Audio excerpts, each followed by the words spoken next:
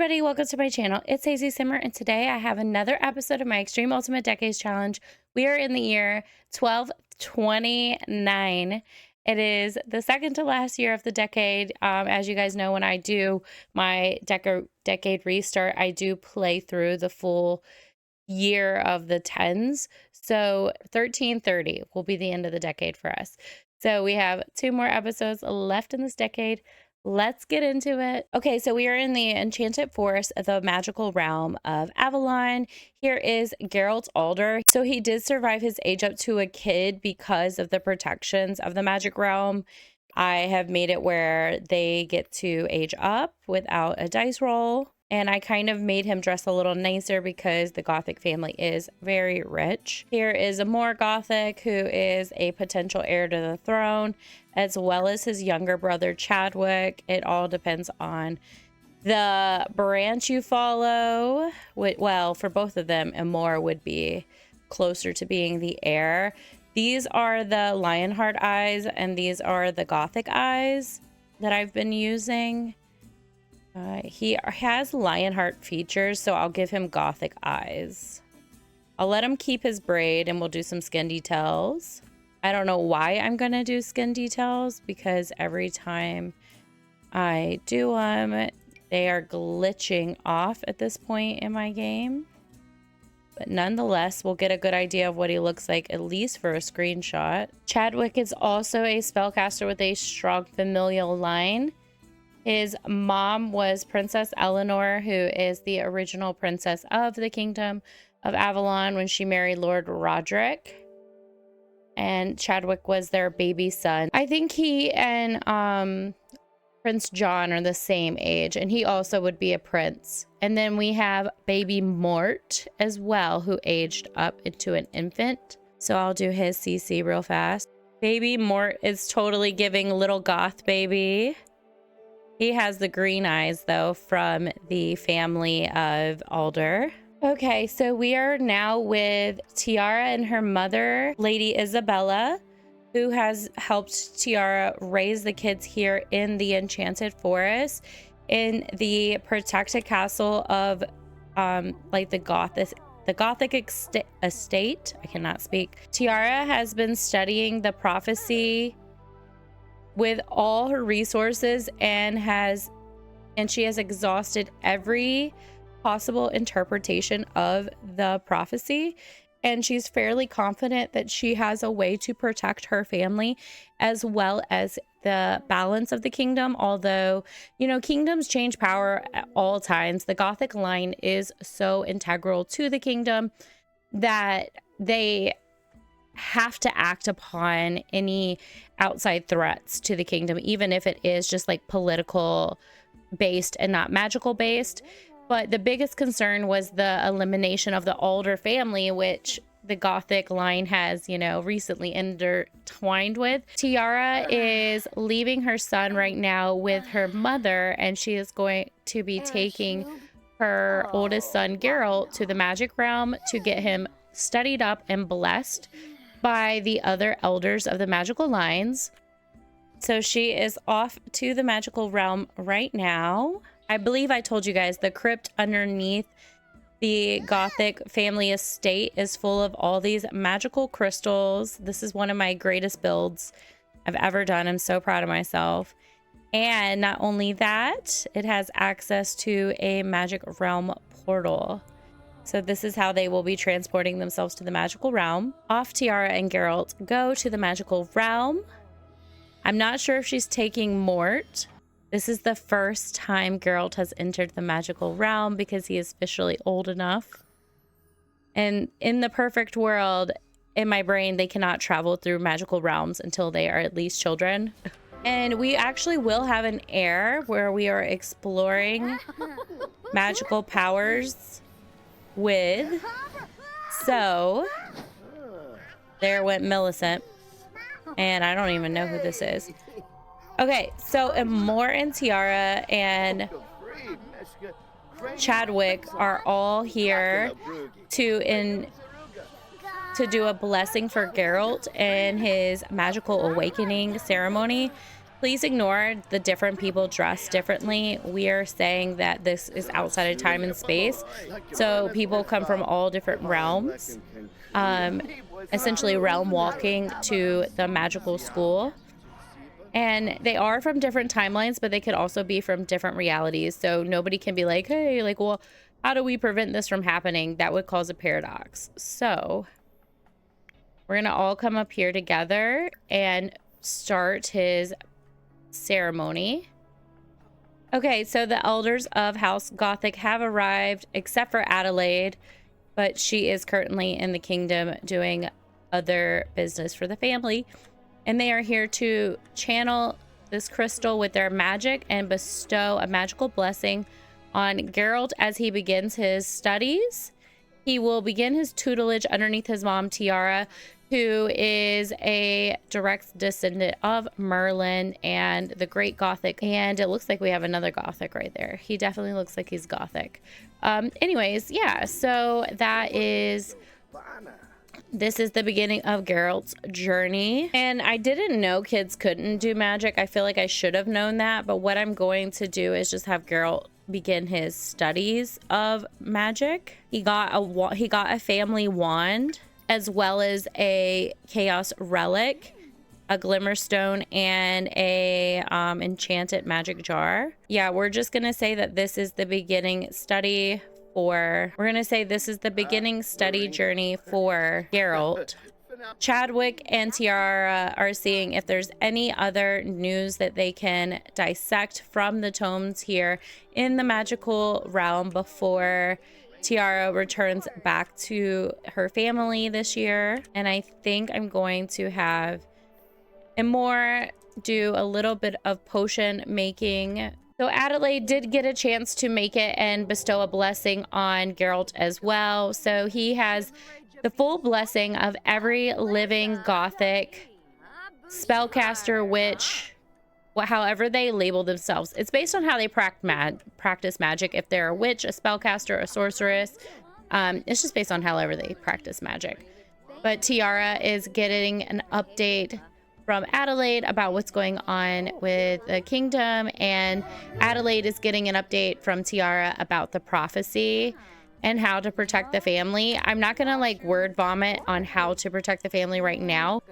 I don't want to give away the full plot right away, but there are steps the family has already taken that will ensure that some family members still live. It is going to be a bad war. Tiara is letting them know it's unavoidable. Tiara is letting Adelaide know there's still a 50% chance that one of her brothers will be king. So either over here, Chadwick, or over here, Amor will be king. There's a big 50% chance that one of them will be king. And it will be better for the kingdom if they become king, but it depends on a lot of things. So Amor and Chadwick are currently preparing for the inevitability. And as for the other person who could be king, all they see is kind of a mystery there. They just know that that person will bring a lot of pain to the kingdom. Not that they will be enemies or anything to the kingdom, but that them taking over will not be like a peaceful transition. So everything going on is not as bad as the vampire takeover and the dark witches. It's not evil forces. It's just a political transition that could be disastrous for the Alder family. That is kind of what it boils down to, is we want to make sure the Alder family is safe and survives, as well as if Amor is found out to exist. There has been a vision from Tiara that John will attempt to kill Amor. So while we know John is not evil, he has shown no signs of being evil or bad. If he knew he had competition for the throne in Amor, John will he will make an attempt on Amor's life, and we don't know if it will be successful or not, but the family just wants to make sure that everyone is taken care of and that nothing comes to fruition that will harm any of their family members. So that's kind of what the prophecy is about, that war is coming, that there will be a change of power from the Lionheart line, and that someone else will be taking over, or the Gothics will be back in power, but the Lionheart line is done for. And that could affect the alder line because how the alder line is intermingled into the Lionheart line. Because Arthur married Princess Taryn, they are intertwined in the Lionheart line, as well as they are intertwined in the Gothic line because Tiara and Adelaide are both married to the Alder family. So in the end, someone in the Alder family is going to experience a great loss. Tiara just has to come back now and tell Frederick that their family is going to be split down the middle. And I'm not really sure how Frederick is going to deal with that, because I think Frederick would want to protect his line and kind of not be there for Arthur. But Arthur is also his little brother. So it's like a whole thing. So it is late or early morning of the second day of 1329.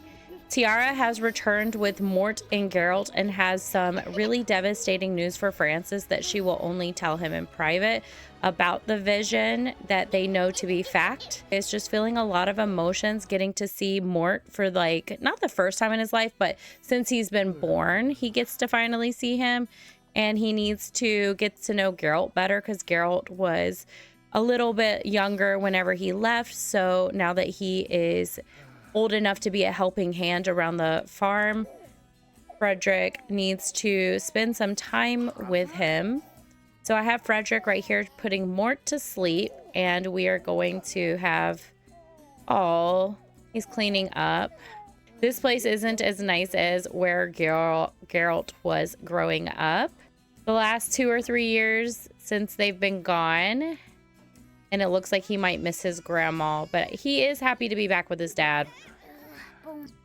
And Frederick is going to offer him some mentorship. I'm not sure what skill he's going to be mentoring with him, but Frederick's just really happy to have his boys back.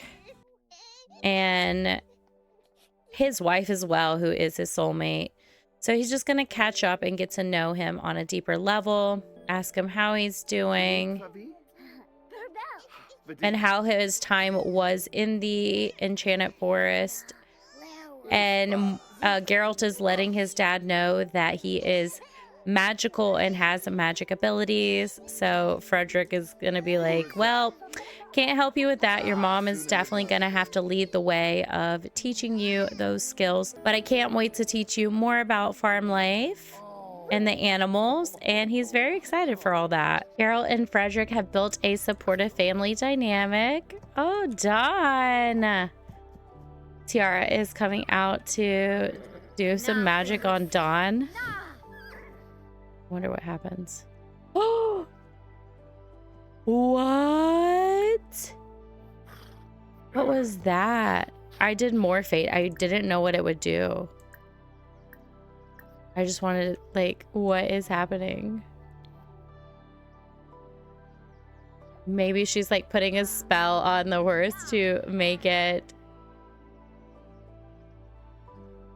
She turned herself into a bear. She was objectified. Oh no. She turned herself into a baby bear. Okay, apparently this whole thing has just turned into Brave. Frederick is out here working on his skills, and we're gonna have Geralt come out and learn archery from his dad. For this peasant family, though, we've had some very decent archers. So that is a great skill that we are continuously passing on. It looks like Dawn, our horse, wants to get to know and meet him. Oh, Dawn is so friendly. She is definitely going to be Anne's horse, though. But it might be nice for Geralt to learn how to ride the horse and kind of just like check in on like farm life. He hasn't got to experience it. You know, he's newly aged up kid. So I want to see how it goes for him. Oh, all right. Let's see if he's a natural rider like his sister is. Okay, that's awesome. Well, it's difficult, but it's not as rough as it could be. So Geralt may need to get a horse of his own. Tiara is still a bear. And we're going to have to do some farm work because we only have a few days left. Yeah, Frederick and Anne have a jokester dynamic. Gwen is sad because of the loss of Francis's wife, Jenna. We'll play them next. I just want to get Tiara to tell the prophecy. And I don't know where the safest place to do that is. So I'm going to have him do some basic farming and have her come out and help him. So we can get, it says that she has a pristine reputation. She's about to not because basically they're about to choose who in their family is gonna survive. There's that little chicken going to our house. It looks like our new Uncle Nicholas is talking to the girls, probably just seeing what he could do to help out around the farm. He's adjusting to farm life as well. So for some reason, apparently Geralt didn't age up to be a spellcaster. So I quickly just did that through MCC because he's supposed to be a spellcaster. I don't know if that means he can use the wand or magic yet. I'm not sure if you have to be, I can't remember. It's not a long time. I'm not sure if you have to be a teenager, but I did get that done for him. Looks like he's passing by his aunt's house or his cousin Nimue, who lives over here out by the river, which really goes with the lore of Nimue and the King Arthur story. She's like this ancient goddess of the river or a warrior, depending on like what story you hear. So that's pretty fun that she ended up in a house near there. So before Tiara even got the chance to tell Frederick about the prophecy and how it affects his family, their little apothecary store / medicine house has caught fire from the inside out.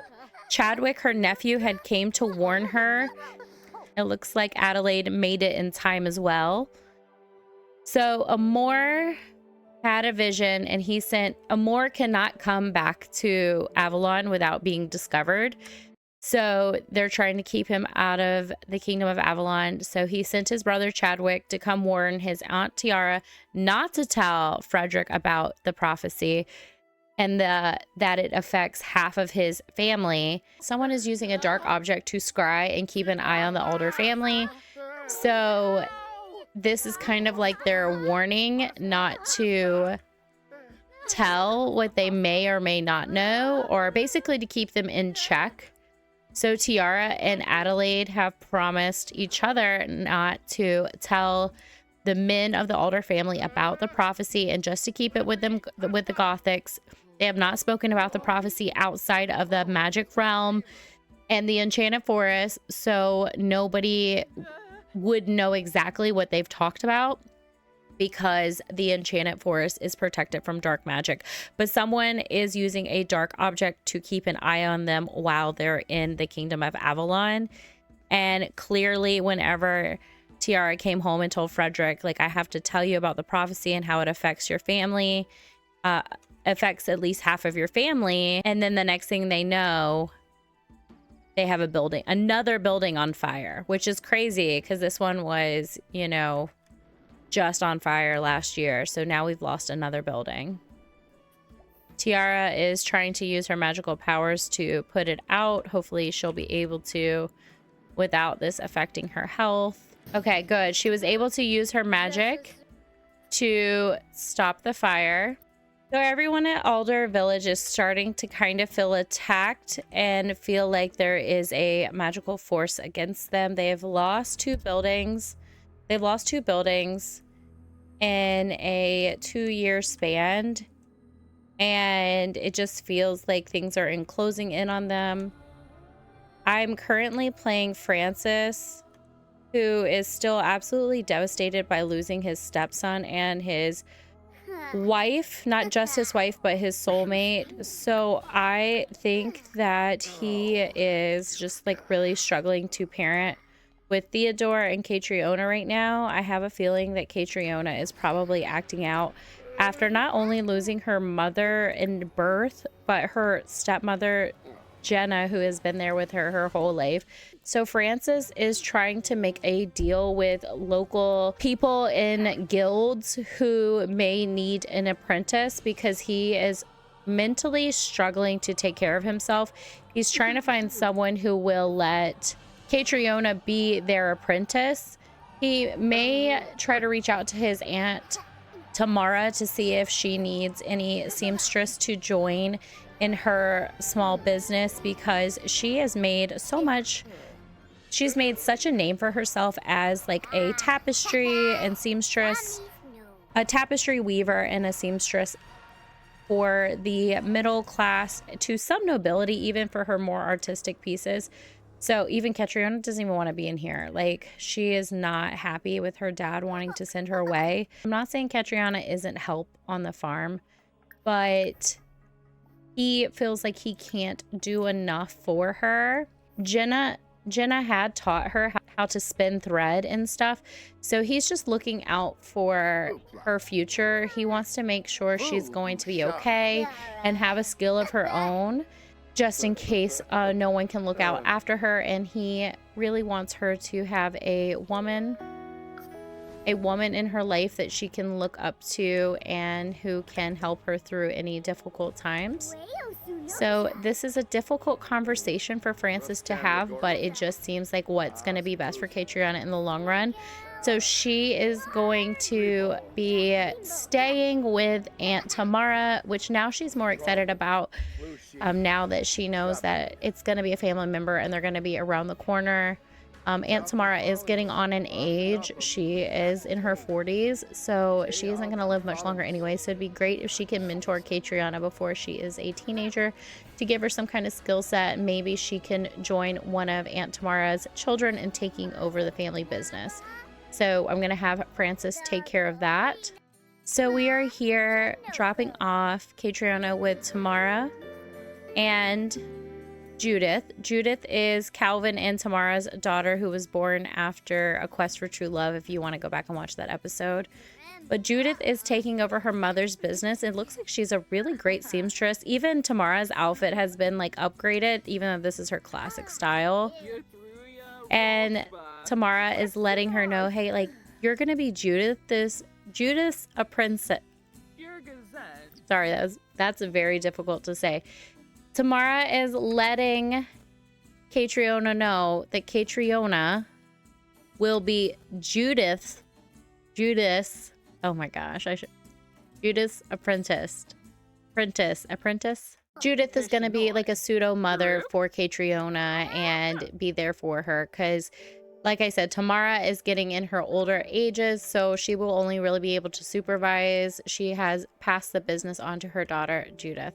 So they're very excited to have her. Francis was always really close to his Aunt Tamara. He is genuinely devastated. He always spent his life dreaming of adventure and excitement, and now he's got to say goodbye to his little girl because she will be staying here.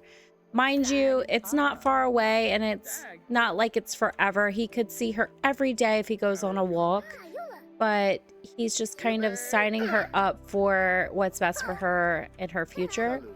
So it's a really hard thing for him to say goodbye to seeing her every day. Like, it's his little girl, his only daughter, and he's just had a rough go of it. You know, he's been married twice and lost both his wives. So they're going to take her inside and teach her how to make dinner, and Francis is going to head home. Okay, so this is Jonathan Alder. He is the son of Elijah and Tabitha. Elijah is one of Connor's children. But yeah, Jonathan just aged up into a cute little toddler. He is absolutely adorable. And this is his baby sister, Christina. They did name her Natasha originally, but because Christine died, and that is Elijah's older half sister, and she was going to be queen and all that, we decided to change the baby's name to Christina. And she has beautiful black curly hair as well. But I do think I'm going to be splitting up Elijah and their household now that everybody is kind of growing up a bit. I will also be changing Elijah's last name to Connorson because he is the son of Connor, who was one of our original side households, but they are no longer a part of the main Alder house line as more Alders are being made. So I'm going to change all their last names. I just moved Elijah and his wife into their own house. Hopefully everything is going to be functionable for them. We're going to put Christina to bed and Elijah is going to put Jonathan to bed. Oh no, is she going to bed with her baby? I literally love that they can do this. I don't know if it's a glitch or not, but it keeps happening to me. So I'm going to just say it's canon. You guys let me know in the comments. Oh, I just realized my camera was off. Sorry, I was building and I did a build video. But yeah, you guys let me know in the comments if this is something you guys experience. I love it so much though. It's super sweet to me. Whatever glitch it is, I'll take it. Oh, put her to bed. Can you not put her in her bed? That's gonna be terrible if it's true. Nope. Oh no. Okay. This is the only infant bed I have. The rest have totally disappeared from my game. Jonathan's bed works. Now Christine's bed works. Oh, I get it. So they just need to go to sleep. I'm gonna have them cuddle in bed. Why is she scared? Oh, she's going through all the emotions.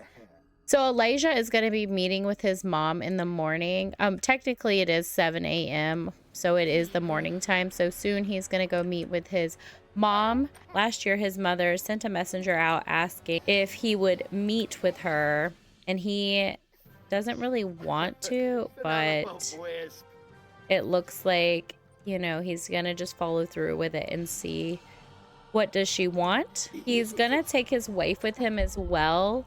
Okay, yeah, so I guess we'll do it now because they want to go on a date. So I'm just gonna say that they just need to socialize and have food, and they're gonna go to the Lionheart Abbey to meet his mom. That is where, you know, they lived when they were whenever he was born. He was born in they lived in the Abbey, as well as that is where his mom Ophelia, who was training to be a sister before she went off and married his dad Connor. Oh no, we didn't mean to bring our son with us. All right, well maybe we did. Maybe that's what he wanted to do and I just need to let him. But I'm gonna go ahead and work on this date real fast and then we will meet up with Ophelia. So Ophelia has asked for Elijah to have dinner with her and her new husband. His name is Lord Arik Washington. He is from the Kingdom of Moria. And they will be moving here back to the Kingdom of Avalon due to the fact that they have a son. So Arik and Ophelia have a son together. But their son, William, is engaged to Princess Palvetta, who is in Moria. We just met her last episode. And she is going to be coming to live here as well, since she is the child of Prince James. Elijah doesn't want anything to do with his mom because she ran away when his father was turned into a vampire. She ran away with all their money, abandoning both him and his brother.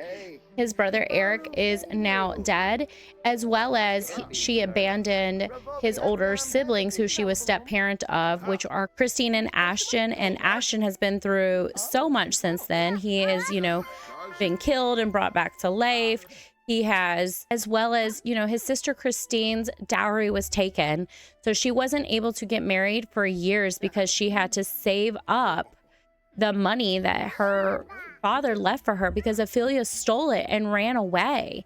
And apparently she used that money to make a good life for herself. She used it for her own dowry to get married again to Lord Arik over here and to have another son. And she's trying to tell him, like, you don't understand, I was young. And he's like, you abandoned your family. You had 2 sons and you abandoned them. Oh no, guys, I told you guys my Sims are peeing themselves, so let's just ignore that. But he is going in on her. He said, you abandoned your 2 sons. My brother is most likely dead because of you, because we couldn't afford food during the famine because we didn't have enough money for food to go around. So when he got sick, there was nothing that could be done about it. And she wants him to hear her out because she just wants to have that connection with her son again. She misses him so much, but you know, he is saying this is the end of it. And Lord Arik said, well, if there's anything you guys ever need, your mom Ophelia is the love of my life, and I would love to make sure you and your wife Tabitha and both of your children don't go without. And Elijah's like, yeah, do you even know my daughter's name? Her name's Christina, after my sister, who would have been queen, who is dead now because you took her dowry and made her life so difficult. And Elijah is just telling Lord Arik, I think you're a nice guy. I don't want to get to know you though. And my brother Williams, who is their son, he is letting his mother know, I don't want anything from you. Ugh. But she's begging him to please forgive her. And he is saying, I don't want anything from you. You took everything away. And she said, well, I have put money in the bank under your name and your family household name. And she has learned that he has named his own house Connorson. And she is left a payment to cover the dowry she stole from so Connor left Elijah, Eric, Ashton, and Christine money to live off of, and she took it all. So she's paying it back with interest and leaving it in his name because Ashton is living in the castle. Ashton already told her, like, I don't want anything to do with you. You're my stepmom. You are the reason my sister had such a hard time moving on. And he's just deeply overall upset. And Lord Arik understands. He's just letting them know, like, hey, we're here to stay. So just come over to Washington Manor anytime you and your family need anything, your children and everybody. He is just grooving. But anytime your family needs anything, we will be there. And rightfully deeply upset. He doesn't want to hear what his mother has to say. He cannot believe that she is waltzing back in his life with this new man, this brother who is apparently engaged to a princess. And Ophelia's like, yeah, if you weren't married, we could have arranged a nice match for you. And he's like, how dare you? Tabitha is my love. We have a family together. We're doing great. And Ophelia mentions, well, we know your pub burned down. So if you don't have a means to provide for your family, my husband surely can set something up for you. And he's officially leaving. He's done. He is not here for it anymore. So it is the last day of 1329 and Queen Mary has died. She has passed away and she is currently in a mourning room. She has lived a long life, given birth to so many princes and princesses. She was always known as a good queen, and unfortunately she will be well missed throughout the kingdom. So the whole kingdom is currently in mourning. The king and his sons, Jared and Rendrick, are all mourning their beloved Queen Mary, whether she was wife, mother, or queen to the kingdom. She meant so much to everyone. So Death is coming here to check on everyone, seeing if there's anyone else who needs to be collected before he leaves. The king is devastated. The boys are devastated, missing their mother. And King Richard's heart is hurting very bad right now. He so desperately misses his wife. And the boys miss their mother. So he passed away with a broken heart. So we have lost the king and the queen of the kingdom. So the boys are absolutely devastated. Their dad also just collapsed and died of a broken heart. So currently they are the only royal family in the kingdom, well, in the main capital. Princess Taryn is out in the countryside at that estate, as well as Augustine is still in Moria. So in the next episode, we will explore what the repercussions of losing our monarch will do to the kingdom of Avalon. And without further ado, I want to thank you guys for enjoying the year 1329. Bye guys, see you in the next one.